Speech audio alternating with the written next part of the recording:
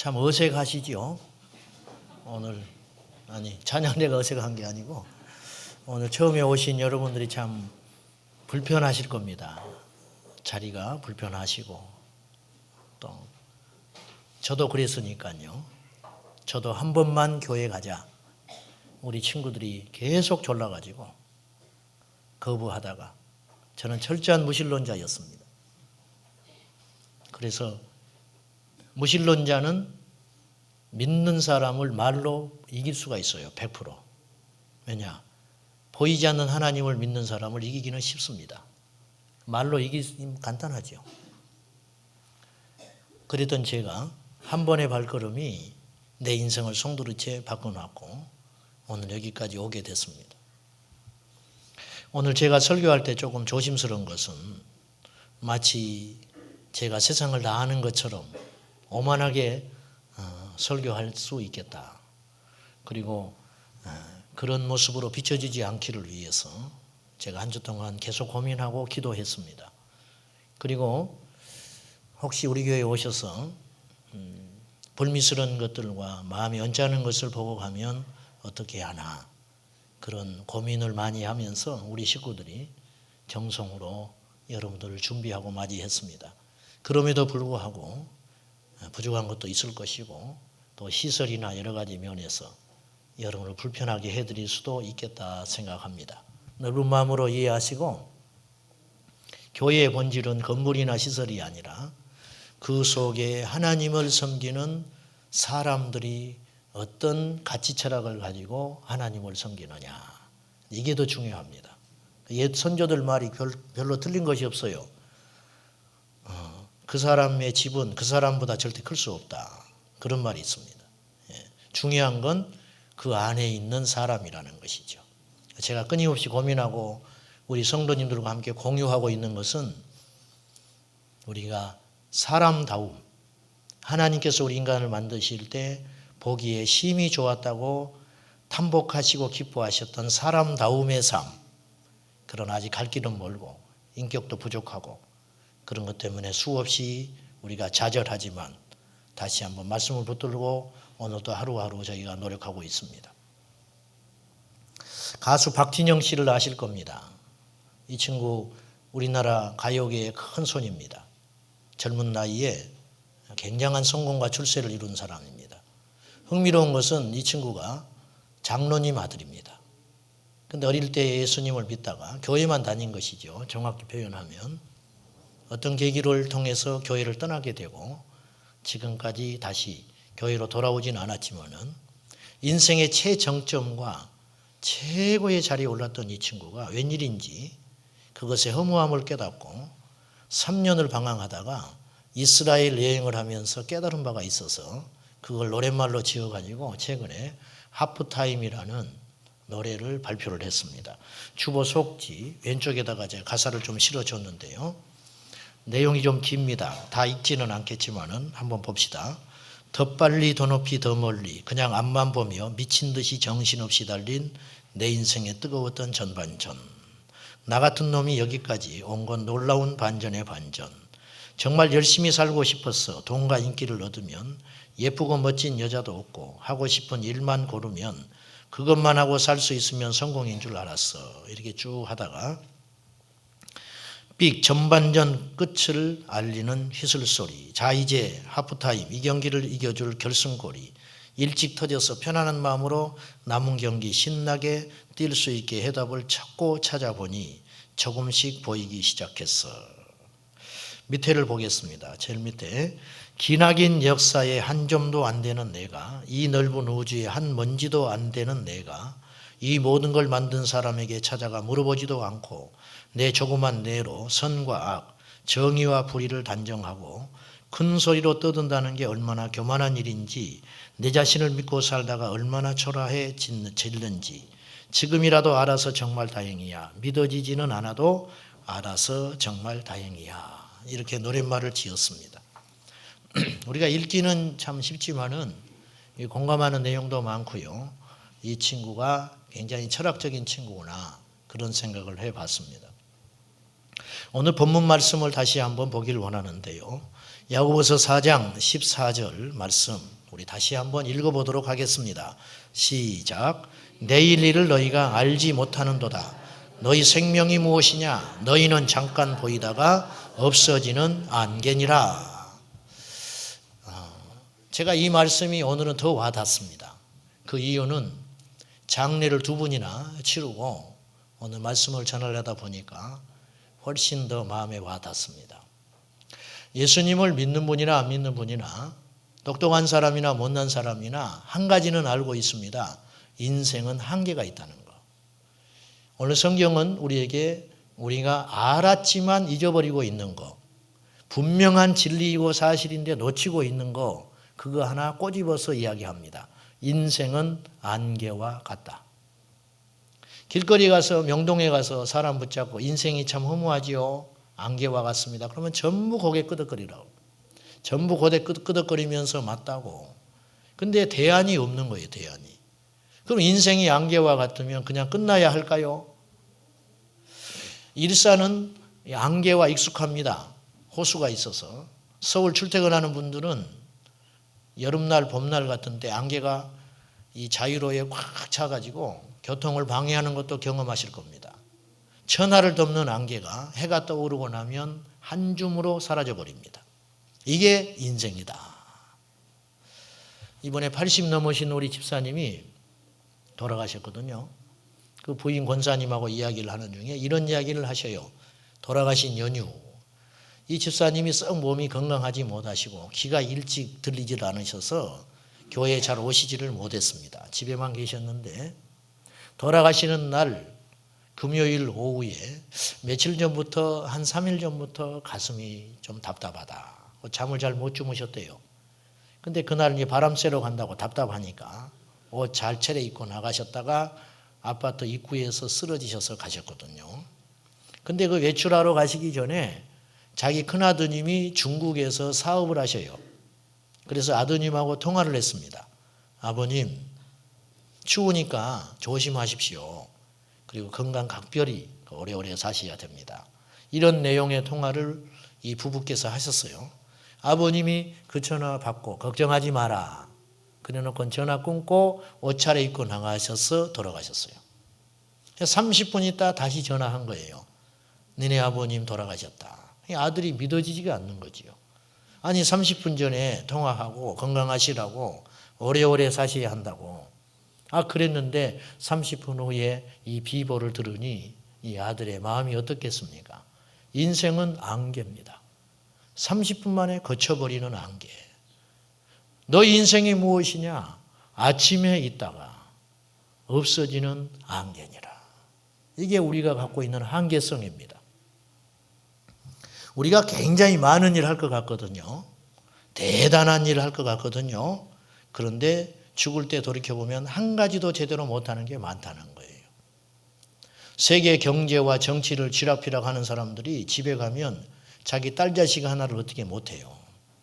이게 인간이에요. 의사분들이 남은 고쳐주는데 자기는 병들은지를 모르고 어느 날 가시는 수도 있어요. 히틀러 독재자, 재밌는 일화가 있습니다. 히틀러가 평생에 제일 두려웠던 것이 있대요. 제일 두려워했던 것. 그게 뭔지 아십니까?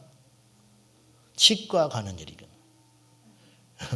치과 가는 걸 그렇게 무서워했대요. 히틀러가. 참 어울리지 않지요. 눈 하나 깜짝 안 하고 유대인 600만 명을 학살한 이 살인마가 치과 가는 걸 두려워했다는 거예요. 그런데 이 친구가 또 단 것을 그렇게 잘 먹었대요. 그러니까 사탕은 먹어야겠고 치과는 가기 싫고. 그래서 설탕을 먹을 때마다 고민했다는 거예요. 흥미로운 사실은 히틀러가 무척 애완동물을 좋아했답니다. 그래서 채식주의자였다는 거예요. 어떻게 고기를 먹냐? 야만인처럼. 인간의 양면성이 있는 것이죠. 이탈리아의 독재자 무솔리니는 제일 무서워했던 게 뭐냐면 집에서 기어다니는 바퀴벌레. 이걸 또 이렇게 무서워했대요. 참 재미나죠. 우리 인간이 그렇다 그 말이에요. 실력 있는 인생은 어떤 인생인지 아십니까? 무엇이든지 할 수 있다고 자신 있게 덤벼드는 인생이 똑똑하고 실력 있고 용감 있는 게 아니고요. 자신의 한계를 아는 인생이 지혜로운 인생이에요. 무식한 자는 용감하다. 그런 말 있죠? 큰일 나요. 무식하면 용감한 게 아니에요. 무식한 자는 죽습니다. 죽어.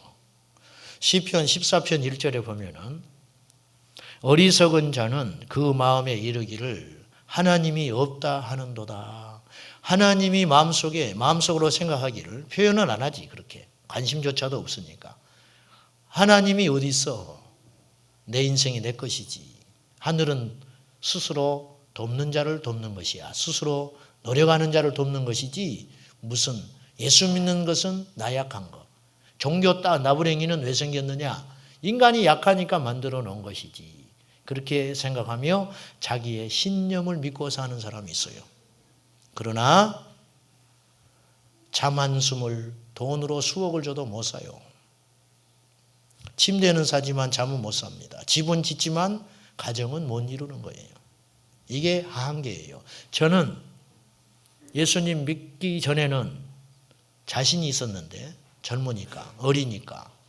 그런데 예수님 믿고 느끼는 것은 예수님 안 믿었으면 어떡할 뻔했냐. 왜? 이렇게 많은 한계와 어려움이 있는데 어떻게 할 뻔했는가. 그런 생각을 해봤어요. 인간은요 생명의 한계가 있습니다. 반드시 우리에게 마지막 날이 옵니다. 우리가 지금 모르고 있는 것뿐이에요. 두 번째, 인간은 환경의 한계 가운데 살아요. 어디서 무슨 일을 당할지 몰라요. 저는 이런 분도 봤어요. 옛날에 선풍기, 천장에 있는 선풍기 아시죠? 천장에 이렇게 빙빙빙 돌아가는 선풍기가 있어요. 여름날에 윗돌이 벗어제치고 낮잠 자는 사람이 있었는데 거실에서 잠자고 있었는데 선풍기가 뚝 떨어졌어요. 떨어지니까 이 원심력으로 선풍기가 스톱을 안 한 거예요. 이 날개가 옆구리를 쳐가지고 갈비뼈가 다쳤어요. 그래서 병원에 입원해 있더라니까요. 가니까 자기도 기가 막히다는 웃어. 어떻게 이런 해외 토픽에 날 만한 일이 있냐는. 그래요. 그게 우리가 갖고 있는 인생이에요. 어디서 어떤 일을 만날지 몰라요. 그래서 잠언서, 성경 잠언서 지혜서인데 그 성경은 27장 1절에 내일 일을 너희가 자랑하지 말라. 오늘 네가 무슨 일을 만날는지 알지 못하느니라. 모르지요. 모릅니다. 저는 몰라요. 여러분도 모르실 거예요. 모르는데 알려고 하지 않는 건 어리석은 것이지요. 모르는데 위험천만한 이 세상을 살면서 대비책을 안 세우는 건 굉장히 위험한 일이죠. 그 대비책이 있습니다. 예수 그리스도입니다. 그 대비책이 예수님입니다. 뻔한 소리 하는 거예요, 제가. 네 목사니까 그런 소리 하지. 그런데 이 이야기는 교회에서만 가르쳐주는 이야기예요. 사람들이 듣지 않으려고 하는 것뿐이지. 인간이 주인 되는 이 시대를 한번 볼까요? 하나님을 믿지 않고 인간이 주인 노릇하는 이 시대의 패역함을 한번 들어보십시오. 우리나라 술 접대비가 한 해에 얼마 정도 접대 비용으로 날아가는지 아십니까? 먹고 마시고 죄 짓는데. 네. 일산에 다니시다 보면은 차들이 부끄러운지도 모르고 오토바이들이 한 10대 6대 이렇게 띠를 두르면서 이렇게 깃발 세우고 쭉 지나가는 차들 보셨을 겁니다. 거기에 뭐라고 써 있습니까? 터널 라이트 클럽. 하도 재미져서 내가 사진으로 찍어놨어요. 핸드폰으로. 그러면 제가 한편으로 부끄러운 마음이 들었습니다. 왜 부끄러운가? 그들을 저는 손가락질할 생각은 추호도 없어요. 저들은 부킹하라고 그러고 나는 부킹이 뭔지 몰랐어 옛날에. 보세요. 재지으라는 것이죠. 술 먹고 오셔서 즐기고 가라. 그거 부끄러운지 모르고 돈 벌기 위해서 그거 하거든요. 경찰에 단속도 안 해요. 만약에 예수님 믿으라고 깃발 꽂고 지나가면 사람들이 어떻게 반응할까? 무엇이 생명이냐? 무엇이 참된 가치냐? 이것이 혼란스러운 시대를 살고 있는 거예요. 8조 3천억 원이 죄 짓고 술 마시는데 없어진다. 우리나라 인구 비율당 성사이트 열람률, 성사이트에 들어가서 보는 비율이 세계 넘버원입니다. 우리 10대 청소년들 있죠? 한 달에 한 번 중독돼 가지고 정기적으로 음란 채팅하는 비율이 몇 프로냐? 놀라지 마십시오. 6.1%입니다.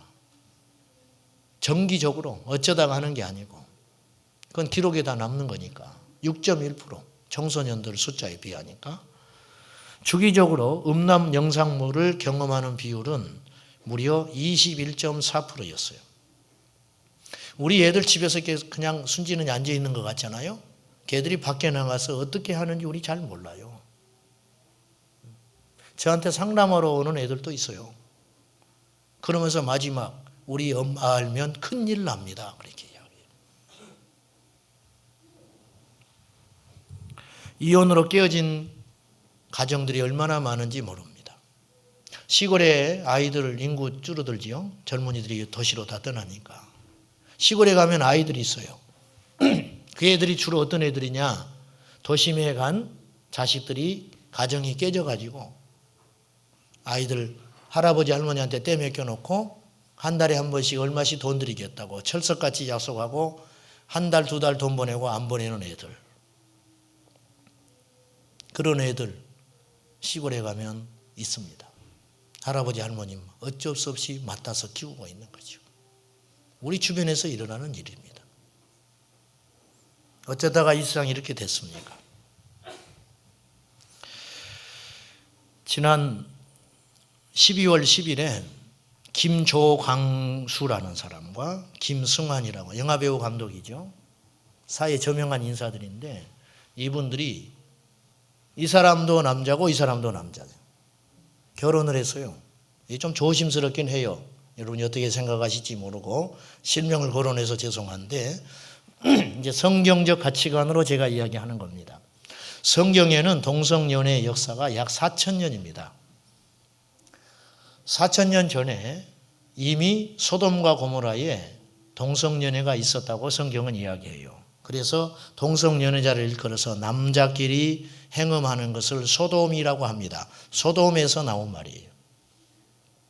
그런데 이 친구들이 결혼해가지고 서대문 구청에다가 혼인신고를 했어요. 받아주라. 안 받아줬어요, 아직. 그래서 법원까지 가는 겁니다. 성소수자들 인권을 생각하면 얼마든지 해줘야 하지만 이건 그런 차원으로 볼 게 아니고 하나님의 말씀의 경험에 비춰보면 이건 죄입니다. 동성연애는 죄다. 예수님이라면 만약에 이들을 어떻게 했을까? 이들도 구원받아 천국 가야 하고 이들도 하나님 앞에 사람답게 살아야 할 권리가 있지요, 당연히. 문제는 이거예요. 성경에 빗대서 보면은 현장에서 간음하다가 잡혀온 여자가 있었습니다. 예수님은 그를 어떻게 처리했느냐? 모든 사람이 돌 들어서 죽여야 한다고 그랬어요. 그때 주님께서 너희 중에 죄 없는 자가 먼저 쳐라. 아무도 못 쳤어요. 왜? 자기들도 똑같은 거거든요. 드러나서 들키지만 않은 죄지 똑같아요. 우리라고 깨끗한 사람 누가 있어요? 이들만 문제입니까? 똑같아요. 문제는 이거예요. 주님께서 그 여인을 용서해 주시고 뭐라고 하셨느냐? 가라. 그리고 다시는 죄를 범하지 말아라. 이게 예수님의 뜻이에요. 이들 구원받아야 하지요. 그런데 이 행위는 그쳐야 한다는 거예요. 그치고 구원받아야 하는. 그치고 돌아오라. 문제는 이것이 옳다고 정당화되는 사회적 흐름이 문제라는 거예요. 이 속에서 만약에 이들이 이제 자라다가 아마 몇 년 지나면 내가 볼 때는 아이 입양했다고 또 광고 나올지 몰라, 언론에. 그러면 이제 걔가 입양이 됐어요. 누가 엄마야? 그러면 이 가치관의 혼동 속에서 얘가 자라게 되는 거예요. 이건 결코 지금 우리가 쉽게 넘어갈 문제가 아닙니다. 이런 부조리한 세상, 영적으로, 정신적으로, 그리고 육체적으로 옛날 소돔과 고모라가 죄지어서 하늘에서 불이 내려서 심판했고 이 땅이 하나님 몰라서 떠나서 완악하고 범죄할 때 물로서 심판을 했는데 이제 하나님께서 어떻게 이 세상의 죄악을 청소할 것인가? 시간의 문제라는 거예요. 지난 2월 4일 날 홍석천이라는 연예인이 힐링 캠프에 출연해가지고 이 사람이 성소수자들, 동성연애를 하는, 그러나 드러내놓고 하지 못하는, 우리나라는 아직 합법적으로 또 도덕적으로 드러낼 만한 분위기가 아니니까. 그러나 한 몇십만 명에서 몇백만 명이 있을 것이다, 그렇게 추측해요. 용감하게 이 친구가 드러냈어요. 이 홍석천 씨가 이런 말을 했습니다. 내가 주변에 이 동성애로 상담하는 사람들이 꽤 있다. 근데 최근에 10명이 자살했다 그랬어요. 끝이 그거예요. 끝이. 그건 단순히 인권의 문제가 아니라는 거예요. 죄의 문제라, 죄. 근데 왜 이런 일이 일어나? 이거 외에도 우리가 이야기를 하다 보면 이런 부조리한 일들, 인간답지 못한 일들, 과거와 지금과 비교해서 어처구니 없는 일들, 밤을 새서 이야기해도 우리가 다 할 수 있을 거예요. 어마어마하게 많습니다. 돈 때문에 인륜을 버리고 자신의 감정 때문에 학살을 하고 살인을 하는 그런 일은 셀 수도 없이 많이 일어나고 있어요. 왜 이렇게 됐는가? 이유는 한 가지예요. 하나님을 두려워하지 않기 때문이다. 하나님 두려워하면 그럴 수 없다는 거예요. 하나님 인정하지 않기 때문에. 그래서 죄는 항상 보이지 않는 곳에서 지내지는 거예요. 광장에서 죄 짓지는 않아요. 보이지 않는 곳에서 은밀히 행해지는 것이 죄라. 왜 은밀히 행해지느냐? 하나님이 없다고 생각하기 때문에. 사람이 눈에 없으면 완전하다고 생각하기 때문에 죄를 짓고도 살아가는 거죠. 이런 악한 세상에서 살아남는 법이 있습니다. 우리 자녀들 공부 못하는 것 때문에 가슴앓이 하시죠. 사업이 어려우셔서 여러분 몹시 힘드시죠. 부부간의 대화가 단절이 되셔서 거의 3개월, 6개월 동안 밥 먹어 이 소리만 하고 사는 부부들이 상당수 있을 것입니다. 어째서 그렇죠? 이렇게 살고 싶지 않은데 정말 남부럽지 않게 행복하게 살고 싶은데 옛날보다 우리나라가 한 10배 잘 살게 됐거든요. 보기에 10배 잘 살게 됐어요. 6.25 동란 끝나고. 근데 왜 이렇게 됐을까요? 그 이유는 하나입니다. 우리 인생에 예수 그리스도의 복음이 빠져서 그렇습니다. 자, 봅시다. 교회 요새 많이 지탄받습니다. 인정합니다. 목회자들, 옛날에는 제가 성경책 이렇게 들고 다니면 덜 부끄러웠어요. 근데 요즘에 성경책 안 들고 그냥 옷 입고 하다가 뒤에서 목사님 그러면 좀 뜨끔합니다. 솔직해요, 제가. 목사님 그러면 뜨끔해요. 주변 사람들이 나 목사인지 알면 좀 곤란한데. 기독교의 공신력이 땅에 떨어져 있습니다. 원인 제공 교회가 했습니다. 인정합니다. 그런데 거꾸로 생각해 봅시다. 그런 교회라도 없었다면 이 나라가 어떻게 됐겠는가? 멀리 갈 것 없습니다. 저를 봅시다. 제가 예수 안 믿었으면 어떻게 됐을까? 제가 지금 이만큼 살 수 있을까? 이만큼 똑바른 정신과 가치관을 가지고 살 수 있을까? 지금도 별 볼 일 없지만은 절대 그렇지 않아요. 우리 교회 성도님들 한 200여 명 됩니다. 200여 명이 예수 안 믿었으면 어떻게 됐을까요? 밖에 나가서 얼마나 더 부정을 저지르며 얼마나 더 술을 먹으며 얼마나 더 욱하는 성질에 못된 짓을 하며 얼마나 잘못된 판단을 하고 살았을까요? 우리 교회 학교애들 한 90여 명 됩니다.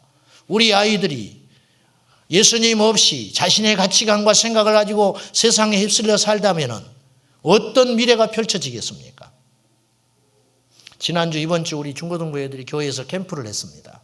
고기 구워 먹고 저녁에 같이 성탄절 연습하고 같이 잠을 자고 지냈습니다. 저는 흐뭇합니다. 왜? 이들이 뭐 공부하는 거 아니지요. 그런데 그것이 공부입니다. 같이 어울려 사는 법, 배우는 것, 그것이 교회입니다. 같이 양보하는 것, 같이 더불어 사는 가치가 이런 것이 있는 것이구나. 책에서 배울 수 없고 세상의 교육에서 가르칠 수 없는 것. 인간은 영적인 존재이기 때문에 밥으로만 살 수 없는 존재이기 때문에 그런 보이지 않는 가치로 살아야 하는 존재이기 때문에 그것을 가르치는 곳은 교회밖에 없습니다. 그래서 이 나라 이 민족의 소망과 등불은 손가락질을 받고 형편없다고 말을 들어도 교회요 복음일 수밖에 없는 것입니다. 이 예수를 저는 믿으라고 말씀드리고 싶어요. 예수 너무 귀한 분. 성경은 말합니다. 사도 바울이 감옥에 갇혀 있었는데 하나님 앞에 기도하는 중에 옥문이 터져가지고 탈출하게 됩니다. 도망하지 않습니다. 불법이니까. 간수장이 깜짝 놀래가지고 어찌할 줄을 모를 때 바울이 담대하게 외칩니다. 주 예수를 믿어라. 그리하면 너와 내 집이 구원을 얻으리라. 이건 놀라운 이야기예요. 너만 구원받는 게 아니다. 내 집까지 구원받는다. 즉 너의 후대가 달라진다. 너의 미래가 달라져. 네가 예수 잘 믿으면 네 아내가 달라지고 네 자식이 달라지고 너의 미래와 네가 속한 공동체와 나라까지도 달라지게 된다. 그렇게 주님은 말씀하고 있어요. 새마을 운동이 어떻게 생긴지 아십니까? 처음에 원래 새마을 운동은 새마을 운동이 아니었어요. 새마음 운동이었어요. 박정희 대통령이 청와대에서 이 나라를 정말 잘 살게 하고 싶은 마음은 있었어요. 그것만큼은 인정하지요. 근데 방법이 생각나질 않아요. 그래서 저명한 목사님들을 청와대에 어느 날 초청했대요. 그때 어떤 목사님이 기가 막힌 이야기를 했어요. 각하, 사람은 절대로 마음이 바뀌지 않으면 삶이 바뀌지 않습니다. 어떻게 하면 좋겠습니까? 마음 바꾸기 운동 하십시오. 마음 바꾸기 운동. 새 마음 운동 하십시오. 그랬어요. 새 마음. 그것이 참모들이 새 마을로 바꿔가지고 우리나라의 새 마을 운동하기 시작했어요. 그 만남이 우리나라의 미래를 바꿨어요. 여러분, 사람 한 사람이 예수님 믿고 바른 정신과 가치관을 가지고 살아가면 이 세상이 어떻게 달라지겠습니까? 봅시다. 히틀러가 예수님 믿고 온전한 마음과 성실한 자세로 인생을 살았다면 이 세상의 역사가 달라졌을 거예요. 바로 그것이에요. 여기 앉아있는 여러분들은 굉장히 중요하고 위험한 분들입니다. 자칫 잘못하면 잘못된 길로 갈 수도 있고 자칫 잘못하면 위험한 길을 갈 수도 있습니다. 자기뿐만 아니라 가정과 공동체를 깰 수도 있습니다. 반대로 바른 가치관과 온전한 마음으로 하나님 앞에 겸손한 이상을 살아가면 우리의 미래를 하나님이 반드시 복되게 하십니다. 저는 이거 믿기에 주님 믿는 것이 행복하고 목사 노릇하는 것이 행복한 사람입니다. 쉽지 않아요. 사람 상대하는 거 참 어렵습니다. 제가 목회를 해보니까. 열이면 열소리를 해요. 정말 어렵습니다. 그런데 그럼에도 불구하고 제가 감사한 것은 이 세상은 시스템이 바꾸는 게 아니고 그 시스템을 쥐고 있는 사람이 바꿀 수 있다고 믿기 때문이에요. 한 사람이 세상을 바꿔요. 주님은 이것을 알고 계셔요. 그래서 우리를 지금도 초대하고 계신 겁니다. 주 예수를 믿으십시오. 그러면 여러분과 여러분의 집이 구원받는 역사가 있습니다. 죽어서 가는 천국만이 아니에요. 죽어서 당연히 천국 갑니다. 그런데 이 땅에서도 천국을 누릴 수 있습니다. 예수님 안에서. 마지막으로 여러분에게 영상을 하나 보여드리고 싶습니다. 이지선 자매라고 비크리스찬들도 아는 유명한 인물이 됐습니다. 이 친구는 예수님을 원래 믿는 분이었어요. 믿는 분이었는데 불미스러운 사고로 큰 어려움을 겪었지만 믿음으로 극복한 위대한 우리에게 큰 증인이 됩니다. 한번 보시고 우리 잠깐 더 나누겠습니다.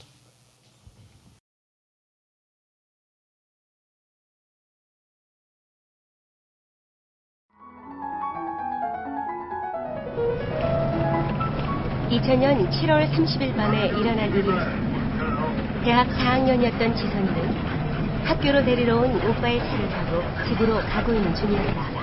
오빠, 내일은 친구도 만나야 되고 성가대 연습도 있고 할 게 너무 많아. 지선아, 너 쉬엄쉬엄해. 어디서 사고 났나 보네? 그러게. 지선아!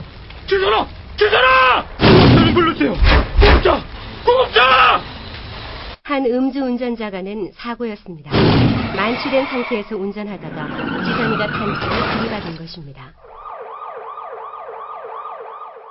다행히 오빠는 무사했지만 지선이는 온몸의 반 이상이 3도 화상을 입게 되었습니다. 처음엔 살 가망이 없어 보였습니다. 사고 후 7개월 동안 무려 11번의 대수술. 지선은 처음엔 딱지가 떨어지면 원래의 얼굴로 돌아갈 줄 알았습니다. 그러나 더 이상 곱던 예전의 얼굴은 찾을 수가 없었습니다.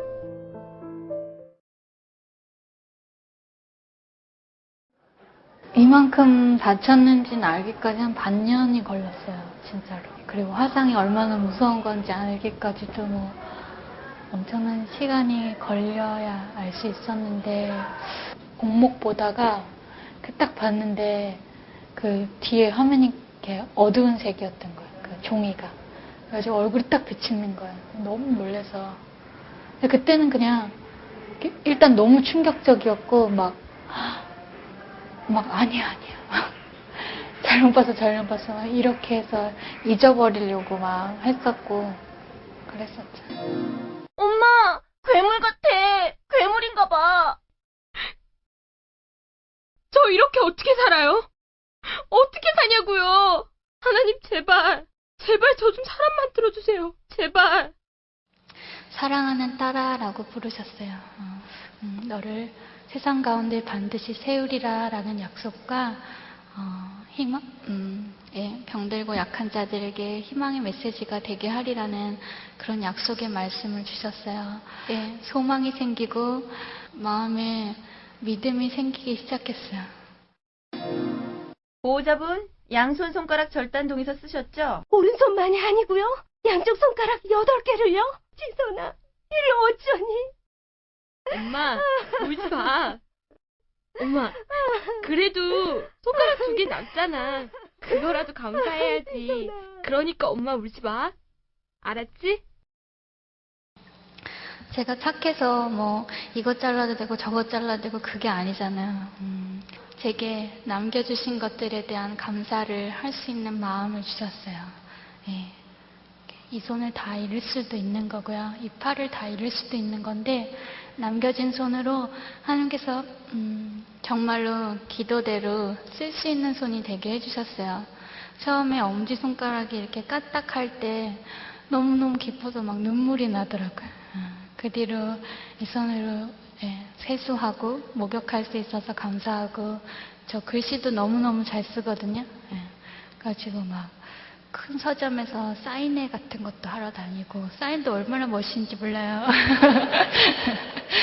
사인도 하고 이 손으로 사진도 찍고 못하는 게 없어요. 하나님께서 저 취미생활까지 다 할 수 있도록 만들어주셨고, 무엇보다 이 손이 부끄럽지 않은 마음을 주셨어요. 그래서 한 번도 이 손이 부끄럽다거나 숨기고 싶다거나 그런 마음이 없이요. 교회에서도 하나님께 이 손 들고 찬양하면 더 기뻐하실 것 같아서 높이 손 들고 찬양하고 또 인사하고 악수하고, 사진 찍을 때마다 약간은 유치하지만 이렇게 V도 그리면서 승리이기 때문에 그렇게 사진도 찍고 그래요. 또 힘든 날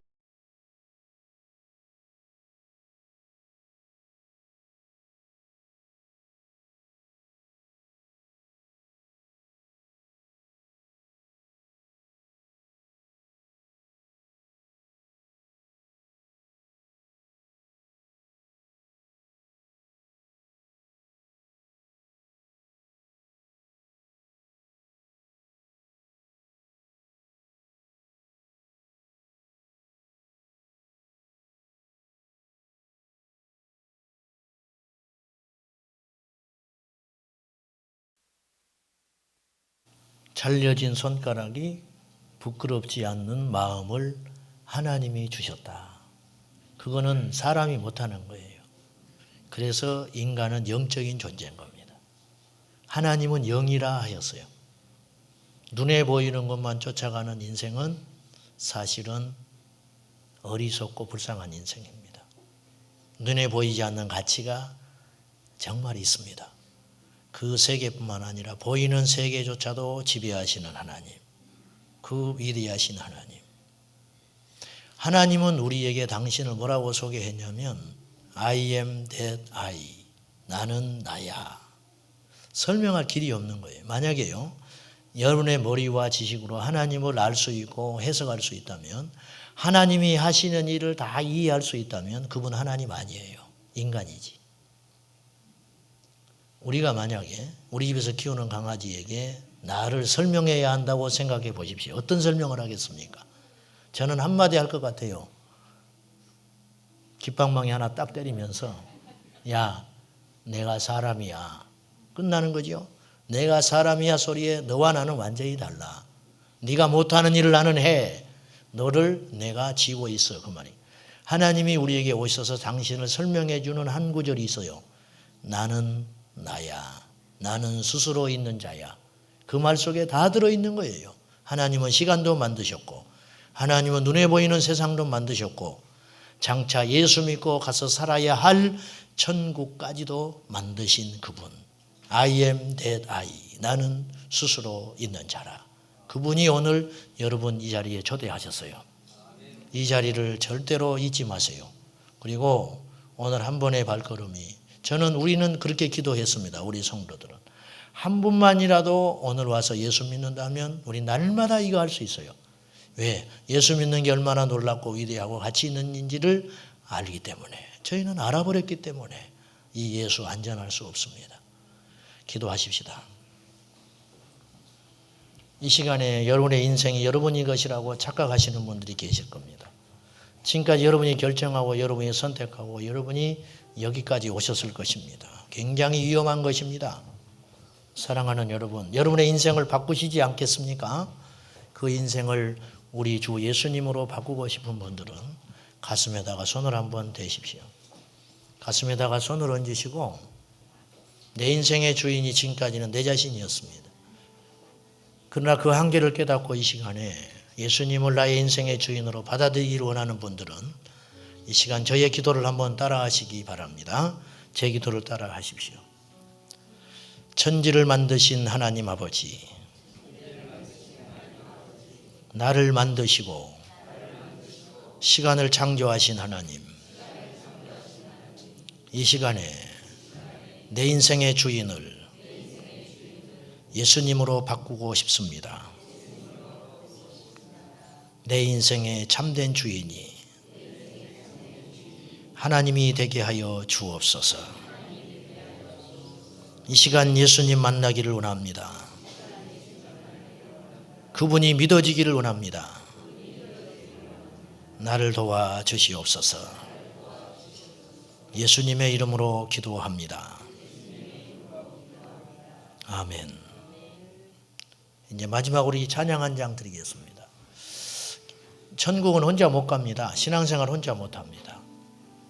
여기 옆에 앉아 있는 여러분들이 오늘 처음 본 분들도 있겠고 가족들도 있겠지만은 우리 모두가 교회 안에서 함께 호흡하면서 함께 기뻐하며 때로는 우리를 실망하는 사람도 있고 때로는 우리 기대에 차지 않는 사람도 있지만은 이분들과 함께 우리가 어깨동무를 하면서 천국까지 가야 할 사람들입니다. 그것이 공동체고 여기에 있는 우리 모두는 주님의 은혜를 받은 사람들입니다.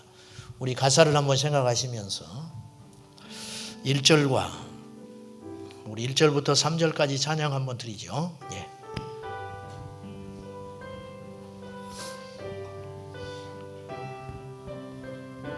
여기에 모인 우리 주의 은총 받은 자여라.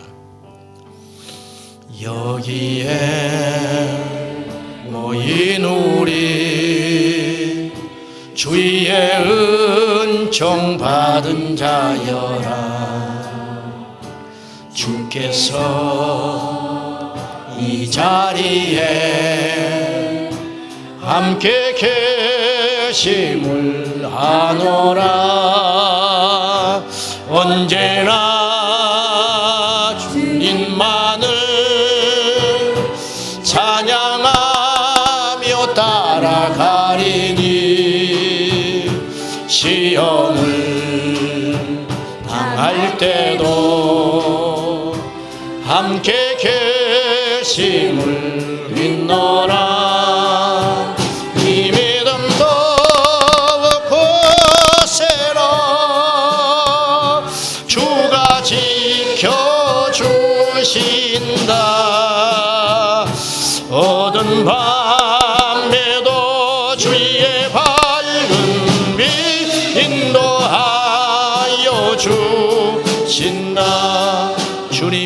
주님이 뜻하신 일 헤아리기가 어렵습니다. 헤아리기 때로는 고난도 오고 어려움도 옵니다. 언제나 주 뜻 안에 내가 예수를 아노라. 사랑과 말씀들이 나를 더욱 새롭게 하니 때로는 넘어져도 채워 승리를 믿노라. 믿음도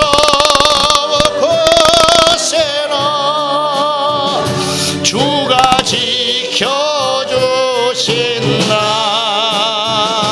어두운 밤에도 주의 밝은 빛 인도하여 주신다.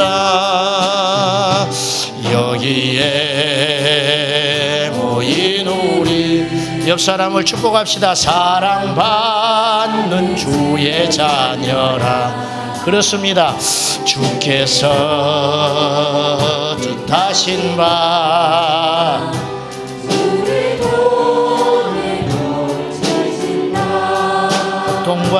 고통과 슬픔 중에 더욱 주님 의지하오니 어려움 이겨내고 주님 더욱 찬양하라. 이 믿음도 거세라. 주가 지켜주신다. 어두운 밤에도 주의 밝은 빛 인도하여 주신다. 오늘 오신 분들 꼭 식사하고 가시고요. 아주 작은 선물이 하나씩 있습니다. 같이 했으면 좋겠습니다. 우리 기존 식구들은 이쪽 식당으로 가시고 저쪽에 우리 오늘 오신 식구들과 섬김이들은 308호에 모이셔서 함께 동참해 주시면 고맙겠습니다. 시간이 많이 갖고 바쁘시겠지만은 꼭 식사에 동참하시고 함께 가시면 좋겠습니다. 기도하겠습니다. 지금은 우리 주님, 우리를 위해 십자가에 달려서 우리의 죄를 해결하신 예수님의 은혜와 하나밖에 없는 아들 예수 그리스도를 우리에게 보내주신 아버지 하나님의 크고도 놀라운 사랑과 오늘 그 예수님을 믿게 하시고 알게 하시고 깨닫게 하시는 성령님의 역사가 오늘 주님을 만나고 오늘 내 인생의 주인을 바꾸며 남은 여생 예수 안에서 살리라 다짐하는 모든 분들에게 이제부터 영원토록 함께 하시기를 간절히 축원하옵나이다. 아멘.